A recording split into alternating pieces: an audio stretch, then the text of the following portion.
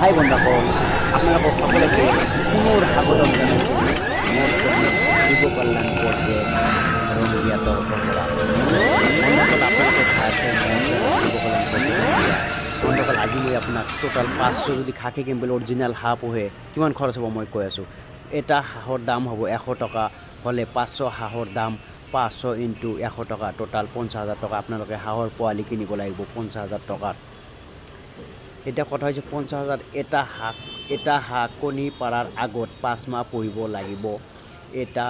এই 5 মাহত দানা খাব 10 কেজি এটা হাঁহ 500 হাঁহে দানা খাব টোটাল 500 পূৰণ 10 কেজি টোটাল 5,000 কেজি 1 কেজি দানাৰ দাম 30 টকা হ'লে 5,000 কেজিৰ দানাৰ দাম হ'ব 5,000 পূৰণ 30 টকা টোটাল 1 লাখ সমান হ'ব 1,50,000 টকা 1,50,000 টকা দানা খাব আপোনাৰ 5 মাহত কণী পৰাৰ আগলৈকে 1.5 লাখ টকাৰ দানা খাব টোটাল আপোনালোকৰ এই 500 হাঁহে।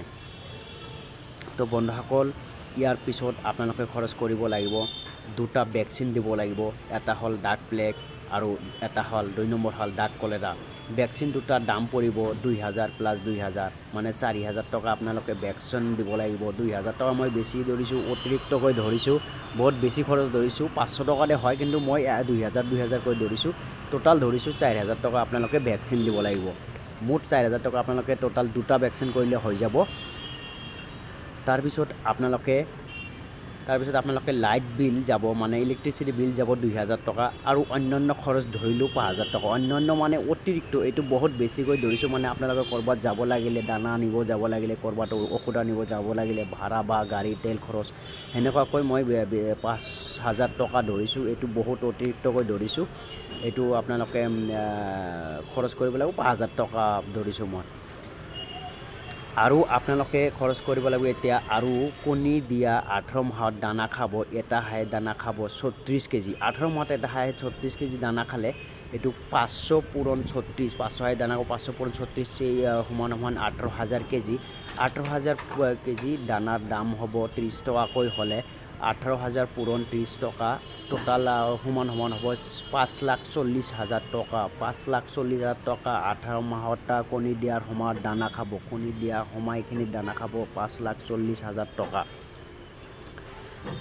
এতিয়া আপোনালোকৰ টোটাল মুঠ খৰচ হ'ব এতিয়া খৰচ হ'ল পোৱালি কিনিছিল আপোনালোকে 50,000 টকা কণী দিয়াৰ আগত দানা খাইছিল 1,50,000 টকা ভেকচিন দিছিল 4,000 টকা লাইট বিল দিছিল 2,000 টকা আৰু অতিৰিক্ত ধৰিছিলোঁ মই যিটো 5,000 টকা আৰু কণী দিয়া সময়ত 18 মাহত দানা খাইছিল আপোনালোকৰ 5,40,000।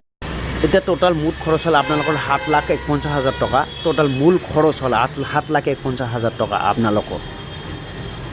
এতিয়া 500 হাঁহে কণী দিব দিনত গড়ে 400টা কণী দিব মই 400টা কণী এটা কণীৰ দাম 10 টকা হ'লে 400 কণীৰ দাম হ'ব 400 পূৰণ 10 সমান 4,000 টকা। মাহত হ'ব 4,000 টকা যদি হয় দিনত মাহত হ'ব 4,000 পূৰণ 30 সমান 1,20,000 টকা 1,20,000 টকা মাহত হ'ব 18 মাহত হ'ব 18 পূৰণ 1,20,000 টোটাল হ'ব 21,60,000 টকা। মুঠ খৰচ হ'ল 21,60,000 টকা। এতিয়া মুঠ খৰচ আপোনালোকৰ মুঠ খৰচ হৈছিল 7,51,000 টকা।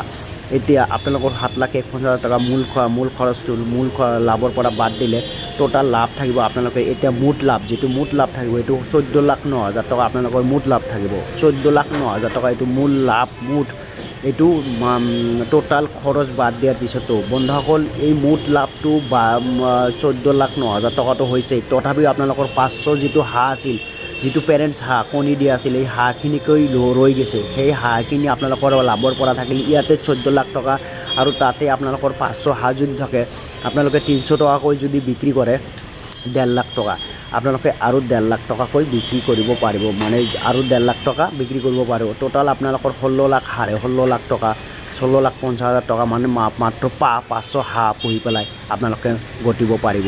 তো বন্ধুসকল এনেকুৱা ধৰণৰ টিপছ পাবলৈ ছাবস্ক্ৰাইব কৰিব।